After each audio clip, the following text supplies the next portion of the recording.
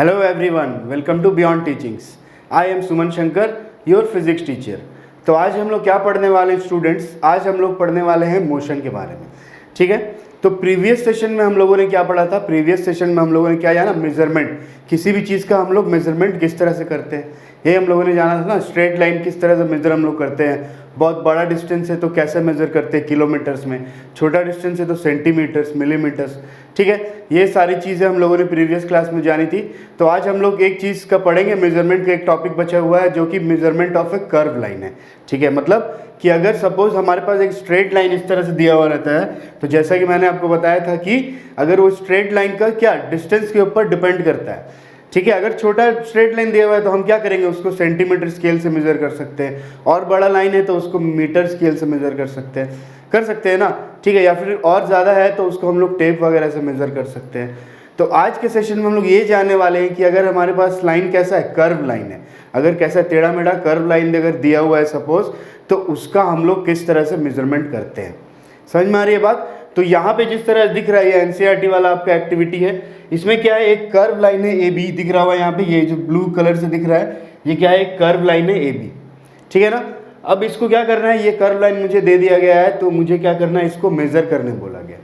ठीक है, तो अगर मैं मीटर स्केल का यूज़ करके इस कर्व लाइन को मेजर करना चाहूँ या सेंटीमीटर स्केल का यूज़ करके, तो कर सकता हूँ क्या? नहीं कर सकता हूँ, राइट। तो इसीलिए हम क्या करते हैं कि जब भी हमारे पास कोई कर्व लाइन होता है तो उसका मेजरमेंट करने के लिए हम लोग थ्रेड का इस्तेमाल करते हैं, यूज़ करते हैं। ठीक है, मतलब एक एक्टिविटी है जिसके हम लोग कर्व लाइन कैसे, इसका मेजरमेंट हम लोग थ्रेड से कर सकते हैं। समझ में आ रही है बात? तो इसीलिए जब भी कोई कर्व लाइन हमारे पास होता है तो हमको क्या याद रखना है कि कैसे मेजर करते हैं उसका लेंथ मेजर करते हैं यूजिंग अ थ्रेड। ठीक है, एक थ्रेड का यूज़ करके हम लोग उसका लेंथ मेजर करते हैं। ठीक है ना। तो किस तरह से मेजर करते हैं? सबसे पहले हम क्या करते हैं, एक थ्रेड लेते हैं। यहाँ पे दिख रहा होगा एक थ्रेड है यहाँ पे, ठीक है ना, ये वाला थ्रेड। अब इस थ्रेड में हमने क्या करते हैं, थ्रेड में हम एक गांठ या बना देते हैं, यहाँ पे इस तरह से नॉट बना देते हैं। ठीक है, और नॉट बनाने के बाद जिस जगह पे हम नॉट बनाते हैं, सपोज यहाँ पे उसने नॉट बनाया थ्रेड में, और फिर हम लोग क्या करते हैं, उस कर्व लाइन को मेजर करना शुरू कर देते हैं। ठीक है, अब वहाँ पे नॉट बनाने के बाद फिर हम क्या करते हैं, उसको कर्व लाइन का हर पार्ट को हम लोग मेजर करते हैं। अब मेजर करने के बाद जो थ्रेड में उसका जितना लेंथ आता है, ठीक है, थ्रेड में कुछ लेंथ आएगा उसका, उसके बाद फिर हम लोग क्या करते हैं, उसको हम लोग स्केल के पास ले आते हैं, स्केल में ले आके उसको हम लोग मेजर कर लेते हैं। समझ में आ रही है बात? तो इस तरह से हम लोग क्या कर सकते हैं, कर्व लाइन का हम लोग लेंथ निकाल सकते हैं। लेकिन क्या होता है, कभी कभी इसमें इस टाइप का एक्टिविटी करने के लिए क्या होना पड़ता है, हम लोग को बहुत ज़्यादा उसके तरफ ध्यान रखना पड़ता है। ठीक है, क्योंकि एक थोड़ा सा भी अगर वहाँ पे मिस्टेक हो जाता है तो क्या हो जाएगा कि इसका आंसर जो हमारा है वो गलत आ जाएगा। ठीक है, तो कभी भी कर्व लाइन का अगर हमें मेजरमेंट करना है तो सबसे पहले क्या याद रखना है कि हमें कैसे करना है उसका measurement, by using a thread. ठीक है, बाय यूजिंग अ थ्रेड उसको हम लोग मेजर कर सकते हैं। दूसरा चीज़ क्या है, ये जो मैंने आपको बताया कि जितना उस थ्रेड में उस कर्व लाइन का लेंथ आएगा, उसके बाद फिर उस थ्रेड को हम लोग क्या करेंगे, स्ट्रेच करेंगे। ठीक है, और स्ट्रेच करने के बाद एक मीटर स्केल लेंगे और मीटर स्केल में हम लोग मेजर कर लेंगे कि उसका थ्रेड का कितना लेंथ है, और जितना उस थ्रेड का लेंथ होगा उतना ही क्या होगा, उस कर्व लाइन का भी लेंथ होगा। ठीक है, लेकिन जैसा मैंने आपको बताया कि we need a lot of care during measurement. ठीक है, बहुत ज़्यादा केयर के साथ करना पड़ता है। ठीक है, क्योंकि थोड़ा सा भी अगर केयरलेसनेस हुआ तो उससे क्या होता है कि उसका जो भी मेजरमेंट है हमारा क्या हो जाएगा, वो रॉन्ग हो जाएगा। समझ में आ रही बात? तो इस तरह से हम लोग क्या करते हैं, कर्व लाइन का मेजरमेंट करते हैं। ठीक है ना। तो अभी तक हम लोगों ने क्या जाना, अभी तक हम लोगों ने मेजरमेंट के बारे में जाना ना। अब के प्रीवियस सेशन में भी हम लोग मेजरमेंट पढ़ रहे थे, लेकिन इस चैप्टर में मेजरमेंट के साथ क्या पढ़ना है, हमें मोशन भी पढ़ना है। ठीक है, क्योंकि इस चैप्टर का नाम क्या है, मोशन एंड मेजरमेंट। तो मेजरमेंट के बारे में तो हम लोगों ने जान लिया, अब हम लोग पढ़ेंगे मोशन के बारे में। तो मोशन का मतलब सबसे पहले क्या होता है स्टूडेंट्स, मोशन का मतलब होता है क्या, कि जो क्या कर रहा है, अपना जगह को चेंज कर रहा है। यही है ना मोशन का मतलब। हम लोग अपने डेली लाइफ में क्या देखते हैं, बहुत सारी चीज़ें देखते हैं, चारों तरफ देखते हैं कि नहीं। जैसे कि सपोज एक मूविंग व्हीकल है, एक रोटेटिंग फैन है। ठीक है, कोई क्या हो रहा है, जो बी होता है, हनी बी को उड़ते हुए भी देखते हैं हम लोग। ठीक है ना, बहुत सारी चीज़ हम लोग देखते हैं। तो उसमें से कुछ चीज़ क्या है, कुछ चीज़ उसमें रेस्ट में रुका हुआ है ना, और कुछ चीज़ हमेशा मूव करते रहता है। जैसे फैन अगर घूमता है तो वो क्या है, मूव कर रहा है, लेकिन फैन का स्विच को अगर मैंने क्या कर दिया, ऑफ कर दिया, तो क्या होगा, वो फैन अब क्या हो गया, रेस्ट में आ गया। ठीक है, तो हमारा जो नेक्स्ट टॉपिक है वो मोशन से रिलेटेड है, और यहाँ पे हम लोग पढ़ेंगे क्या, कि जो हमारे चारों तरफ जो हम लोग मूविंग थिंग्स देखते हैं, और मूविंग थिंग्स का मतलब क्या हुआ कि वैसे थिंग्स जो क्या है, मोशन में है। ठीक है, आखिर मोशन का मतलब क्या होता है, तो मोशन का मतलब यहाँ से हम लोग जानेंगे।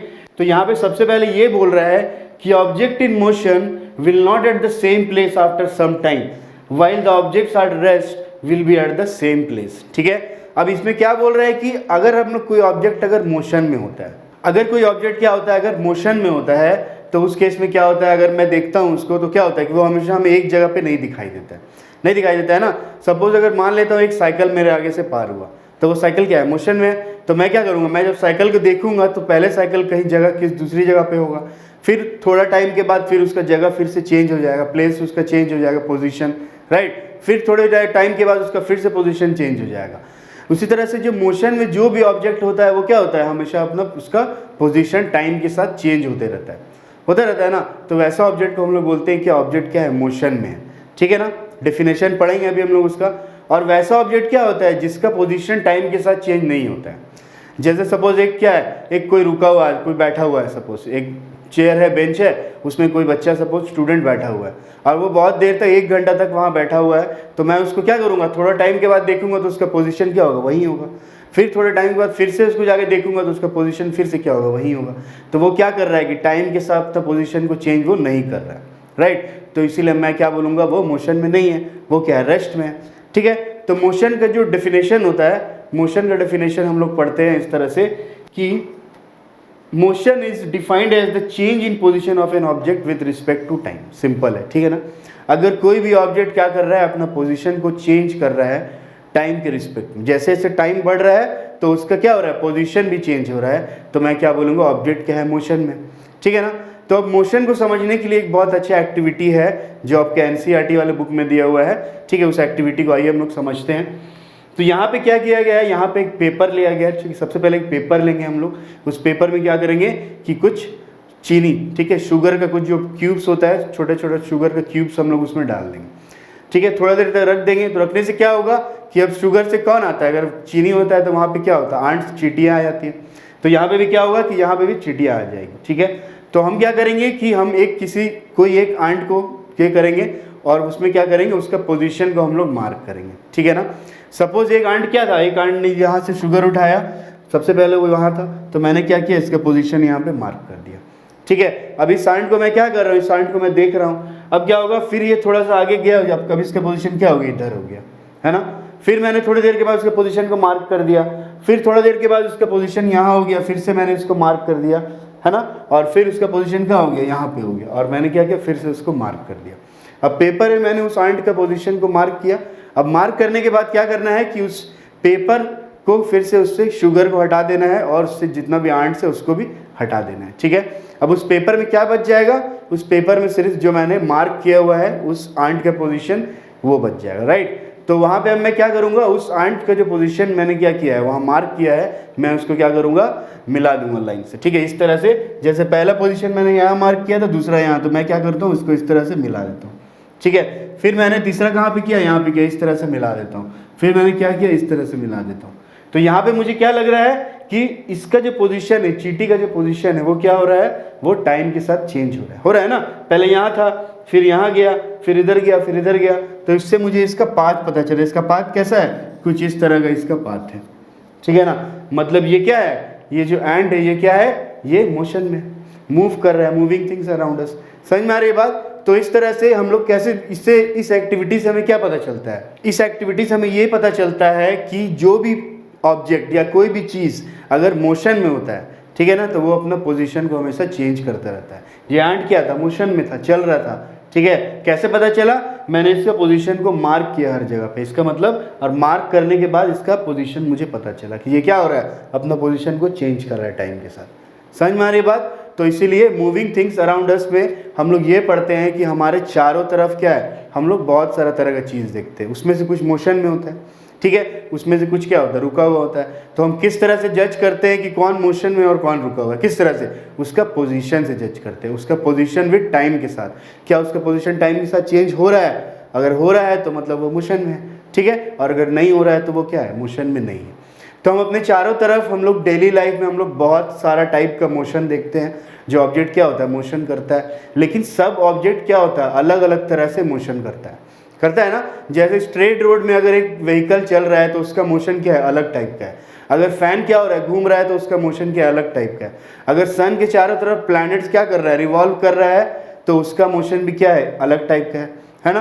अगर हम क्या कर रहे हैं, फुटबॉल खेल रहे हैं सपोज फुटबॉल ग्राउंड में, तो जो फुटबॉल का पोजीशन है वो भी क्या हो रहा है, हमेशा चेंज हो रहा है। फुटबॉल का जो मोशन है हमेशा चेंज हो रहा है, तो उसका मोशन क्या है, अलग टाइप का है। तो नेक्स्ट टाइप में जो हम लोग पढ़ेंगे, नेक्स्ट सेशन में जो हम लोग पढ़ेंगे, वो हम लोग ये पढ़ेंगे कि क्या होता है, टाइप्स ऑफ मोशन के बारे में जानेंगे। ठीक है, कि टाइप्स ऑफ मोशन क्या क्या होता है, कितने टाइप का मोशन होता है, और उसको हम लोग क्या क्या नाम देते हैं। ठीक है, तो ये जानते हैं टाइप्स ऑफ मोशन के बारे में। तो हम लोग अपने चारों तरफ अपने डेली लाइफ में हम लोग बहुत सारे ऑब्जेक्ट्स को, बहुत सारी चीज़ों को मोशन करते हुए देखते हैं ना। ठीक है, जैसे कि एक बर्ड सपोज उड़ रहा है, या एक कोई व्हीकल है जो क्या कर रहा है, स्ट्रेट रोड में चल रहा है, या फिर कोई व्हीकल क्या हो रहा है, अचानक से कर्व पाथ पे मुड़ जा रहा है। ठीक है ना, इस तरह से। या फिर जैसे मैंने आपको बताया कि फैन रोटेट कर रहा है, और भी बहुत सारे एग्जांपल है। गिटार का स्ट्रिंग होता है, वो क्या होता है, अलग टाइप से मोशन करता है ना। ठीक है, तो यही हम लोग पढ़ेंगे टाइप्स ऑफ मोशन में। जो सबसे पहला टाइप है उसको हम लोग बोलते हैं रेक्टिलिनियर मोशन। रेक्टिलिनियर मोशन का दूसरा नाम होता है स्ट्रेट लाइन मोशन। ठीक है, रेक्टिलिनियर मोशन और स्ट्रेट लाइन मोशन मतलब कोई भी ऑब्जेक्ट क्या कर रहा हो जब स्ट्रेट लाइन में चल रहा हो। ठीक है ना ही वो रोटेट कर रहा हो, ना ही वो कर्व पाथ पे, वो कैसा हो, सीधा चल रहा हो स्ट्रेट लाइन में। जैसे कि 100 मीटर का रेस होता है, आप लोग स्कूल में स्पोर्ट्स डे वगैरह में रेस होता हो 100 मीटर का, तो उसमें क्या होता है कि एक स्ट्रेट पाथ होता है, और उसमें क्या होता है 100 मीटर में स्ट्रेट पाथ में दौड़ते हैं लोग, दौड़ते हैं ना। एक स्ट्रेट पाथ में अगर सपोज कोई व्हीकल चल रहा है तो वो भी क्या है, रेक्टिलिनियर मोशन, जो भी स्ट्रेट लाइन मोशन होता है। जैसे कि यहाँ पे जब आर्मी वाले लोग क्या करते हैं, परेड करते हैं, तो परेड करते हैं तो वो क्या होता है, स्ट्रेट लाइन में जाते हैं, स्ट्रेट लाइन में जाते हैं ना। तो ये भी क्या है, एक रेक्टिलिनियर मोशन का एग्जांपल है। तो अपने डेली लाइफ में आप और भी आगे देखिए कि रेक्टिलिनियर मोशन जो होता है वो कहाँ कहाँ पे आपको देखने को मिलता है। ठीक है, बहुत सारी जगह पे आप लोगों को रेक्टिलिनियर मोशन भी देखने को मिलता है।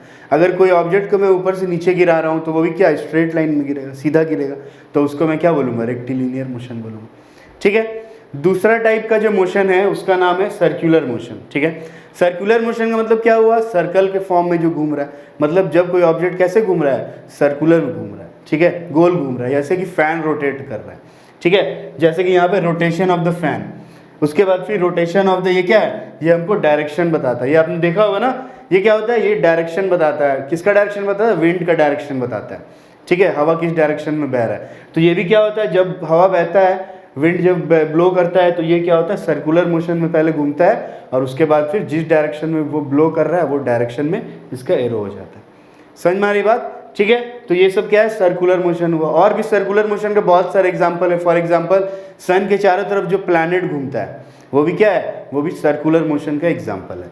ठीक है, अगर मैं अपने हाथ में क्या करूँ, एक थ्रेड में एक स्टोन बांध के उसको मैं वर्ल करूँ, इस तरह से गोल गोल घुमाऊँ, तो जो स्टोन होगा उसका भी क्या मोशन कैसा होगा, सर्कुलर मोशन ही होगा। ठीक है ना, समझ में आ रही है बात, उसका भी मोशन क्या होगा, सर्कुलर मोशन ही होगा। तो दूसरा टाइप का जो मोशन है वो है सर्कुलर मोशन, और नेक्स्ट उसके बाद जो है वो है रोटेशन मोशन। ठीक है, सर्कुलर मोशन और रोटेशनल मोशन जो होता है, बहुत बार इसमें क्या होता है, लोगों को कन्फ्यूजन हो जाता है और लोग समझते हैं कि क्या है, वो दोनों सेम है। ठीक है, लेकिन दोनों सेम नहीं है। रोटेशनल मोशन का मतलब क्या होता है कि ऑब्जेक्ट जो है उसका जो सेंटर है वो क्या रहता है, फिक्स रहता है, और वो उसी एक्सिस पे घूमता रहता है। ठीक है ना, जैसे इसका बहुत अच्छा एग्जांपल है, जैसे मान लेते हैं सन के चारों तरफ क्या होता है, प्लैनेट्स रिवॉल्व करते हैं। ठीक है, तो जो सन के चारों तरफ जो प्लैनेट्स रिवॉल्व कर रहे हैं वो सर्कुलर मोशन में है। ठीक है ना, लेकिन जो प्लैनेट है वो अपने एक्सिस पे भी क्या करते हैं, रोटेट करते हैं, मतलब अपने एक्सिस पे भी वो रोटेट करते हैं। प्लैनेट इस तरह से, अगर कोई प्लैनेट है तो वो क्या है, वो अपने एक्सिस पे भी ऐसे घूम रहा है, और सन के चारों तरफ भी क्या हो रहा है, घूम रहा है। समझ में आ रही है बात। ठीक है, तो इस तरह से जब वो ऐसे घूमता है सन के चारों तरफ, तो मैं उसको बोलता हूँ ये क्या कर रहा है, सर्कुलर मोशन कर रहा है, रिवॉल्व कर रहा है। ठीक है ना, और जब वे अपने एक्सिस पे सिर्फ घूमते रहता है तो उसको मैं क्या बोलता हूँ, रोटेशनल मोशन। ठीक है, जैसे बचपन में टॉप जो लट्टू होता है, सबने देखा होगा है ना, लट्टू का खेल हम लोग खेलते हैं, तो उसमें क्या होता है, वो जब लट्टू जब घूमता है तो वो भी क्या करता है, वो भी रोटेशन करता है, क्योंकि उसका एक्सिस क्या होता है, फिक्स होता है। एक एक्सिस फिक्स है और वो उस पर क्या कर रहा है, घूम रहा है। तो ये होता है रोटेशनल मोशन और वो सर्कुलर मोशन। तो दोनों में डिफरेंस आपको पता होना चाहिए। नेक्स्ट जो है वो है पीरियोडिक और टू एंड फ्रो मोशन। ठीक है, पीरियोडिक मोशन का मतलब वो होता है वैसा मोशन जो क्या करे, एक सर्टेन टाइम के बाद क्या करे, बार बार रिपीट करे अपने आप को। ठीक है ना। जैसे कि स्विंग होता है, जो झूला होता है जो, ठीक है, झूला में क्या होता है, झूला को एक बार ऐसे छोड़ देते हैं हम, उसके बाद झूला क्या होता है, ऐसे स्विंग करते रहता है। तो वो एक ही टाइप का मोशन क्या कर रहा है, वो एक ही टाइप का मोशन रिपीट कर रहा है। तो उस टाइप का मोशन को मैं क्या बोलता हूँ, पीरियोडिक मोशन बोलता हूँ। जैसे पीरियोडिक मोशन का एग्जाम्पल क्या है, सिंपल पेंडुलम। घड़ी देखा है ना आपने, सिंपल पेंडुलम वाला। तो इसमें क्या होता है, इसका जो पेंडुलम रहता है वो इस तरह से मोशन करता रहता है, इस तरह से, और अपना मोशन को बार बार रिपीट करता रहता है। ठीक है, तो इस तरह का मोशन को मैं बोलता हूँ पीरियोडिक मोशन। पीरियोडिक मोशन का दूसरा नाम क्या होता है, टू एंड फ्रो मोशन ही मैं बोलता हूँ, क्योंकि वो क्या कर रहा है, अपना मोशन को बार बार रिपीट कर रहा है। टू हो रहा है, फिर फ्रो हो रहा है, ठीक है, आगे जा रहा है, पीछे आ रहा है, आगे जा रहा है, पीछे आ रहा है, इस तरह से अपना वो क्या कर रहा है, उसको बार बार रिपीट कर रहा है मोशन। तो इस टाइप का मोशन को मैं बोलता हूँ पीरियोडिक मोशन, ठीक है, या फिर टू एंड फ्रो मोशन भी मैं इसको बोल सकता हूँ। जैसे कि इसका एक और एग्जाम्पल है स्ट्रिंग्स ऑफ गिटार। ठीक है, म्यूजिकल इंस्ट्रूमेंट जो भी होता है, जैसे गिटार है, सितार है, जिसमें स्ट्रिंग्स होता है, तो क्या करता है, जब मैं उसको स्ट्रिंग को इस तरह से मारता हूँ एक बार, तो स्ट्रिंग क्या करता है, इस तरह से, जैसे स्ट्रिंग है तो ये एक ही जगह पे इस तरह से ऐसे ऐसे हिलता, वाइब्रेट करता है ना। तो वो भी क्या कर रहा है, अपना मोशन को रिपीट कर रहा है, ऊपर जा रहा है, नीचे आ रहा है, ऊपर जा रहा है, नीचे आ रहा है, ऐसे इस तरह से रिपीट कर रहा है।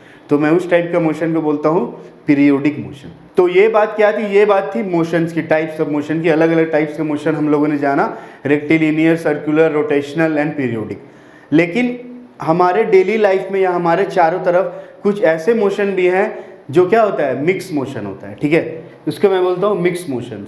मिक्स मोशन का मतलब क्या हुआ, फॉर एग्जाम्पल एक मैं एग्जाम्पल लेता हूँ फुटबॉल का। जब हम लोग ग्राउंड पे फुटबॉल खेलते हैं तो फुटबॉल का जो मोशन होता है वो क्या होता है, हमेशा अलग अलग टाइप का होता है ना। कभी मैंने क्या किया, उसको सीधा मारा तो रेक्टिलिनियर मोशन जाएगा। कभी कभी क्या होता है, फुटबॉल रोटेट भी करता है ना, तो वो क्या करता है, रोटेशनल मोशन भी है। तो इसीलिए वहाँ पे क्या है, रोटेशनल मोशन भी हो रहा है, और यहाँ पे क्या हो रहा है, स्ट्रेट लाइन मोशन भी हो रहा है ना। तो उस टाइप का मोशन को मैं क्या बोलता हूँ, मिक्स मोशन। जैसे कि एक मक्खी है, सपोज बी है, वो क्या कर रहा है, वो उड़ रहा है अगर, तो वो क्या कर रहा है, वो बहुत सारा तरह का मोशन करेगा ना, उसका जो पंख है वो क्या करेगा, वो वाइब्रेट करेगा, तो वो क्या है, पीरियोडिक मोशन है। वो जो बी है वो क्या करेगा, वो कभी स्ट्रेट पाथ पे जाएगा, ठीक है ना, कभी कर्व पाथ पे जाएगा, अलग अलग टाइप का पाथ पे जाएगा, तो उसका मोशन भी क्या होगा, मिक्स्ड मोशन होगा। समझ में आ रही है बात। तो हम लोग अपने चारों तरफ जितना टाइप्स ऑफ मोशन जनरली देखते हैं, यहाँ पे मैंने यहाँ पे बता दिया है, ठीक है। तो जो भी चीज़, जितना भी ऑब्जेक्ट हम लोग देखते हैं और मोशन करते हुए, तो वो किसी ना किसी टाइप का मोशन करता है। या तो वो स्ट्रेट चलेगा, या तो वो गोल घूम रहा होगा, या तो वो कर्व पे जा रहा होगा, या तो वो पीरियोडिक मोशन कर रहा होगा। समझ में आ रही है बात, ठीक है। तो आप भी अपने डेली लाइफ में जो चारों तरफ देखते हैं, देखिए मोशंस, और उसको डिवाइड करिए कि ये किस टाइप का मोशन है। समझ में आ रही है बात। तो ये बात थी motion and measurement of distances की। अगले सेशन में हम लोग एक अगला चैप्टर शुरू करेंगे। तो मिलते हैं बच्चों अगले सेशन में एक नए टॉपिक के साथ। तब तक के लिए goodbye, take care and thank you.